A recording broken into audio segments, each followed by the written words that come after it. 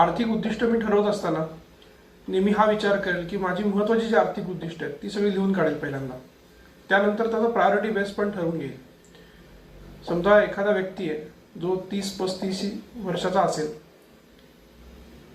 तर त्यांना आर्थिक उद्दिष्ट ठरवताना त्याची प्रमुख आर्थिक उद्दिष्ट काय असतील. समजा तो संसारी आहे तर मुलांचे एज्युकेशन आहे, रिटायरमेंट प्लॅनिंग आहे, मग त्याला घर घ्यायचं आहे, वर्ल्ड टूर करायची आहे, त्याला कार घ्यायची आहे किंवा अजून काही असेल.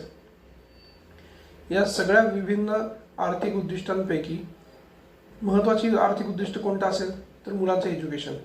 त्यानंतर सेकंड काय असेल तर रिटायरमेंट प्लॅनिंग. या दोन प्रमुख आर्थिक उद्दिष्टांना कधीही स्थलांतरित करायचं नाही. या प्रमुख आर्थिक उद्दिष्टांना कधीही स्थलांतरित करायचं नाही आहे.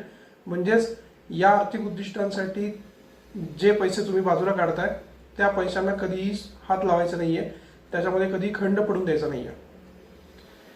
मग त्यासाठी तुम्ही SIP करताय, स्टॉकमध्ये SIP करताय, म्युच्युअल फंडामध्ये SIP करताय किंवा अजून काही गुंतवणूक करताय लॉंग टर्म, तर त्याला कधीही स्पर्श करायचा नाही. मग बाकीची जी आर्थिक उद्दिष्ट असतील त्याच्यामध्ये प्रायोरिटीनुसार तुम्ही थोडेफार चेंजेस करू शकता. एखादा प्रसंग अचानक तुमच्यासमोर एखादा आर्थिक उद्दिष्ट आलं जे 2-3 वर्षानंतर येणार होतं पण त्या आत्ता पुढच्या 2 महिन्यातच येणार असेल, तर मग बाकीच्या आर्थिक उद्दिष्टांसाठी जमा करत असलेल्या पैशांपैकी ते पैसे थोड्या काळासाठी तुम्ही इकडे डायव्हर्ट करू शकता. परंतु जशी तुमची परिस्थिती सुधारेल किंवा जशी तुमची परिस्थिती होईल तसं ज्यातून ते पैसे तुम्ही काढले होते त्यात ते पुन्हा स्थलांतरित करायचे.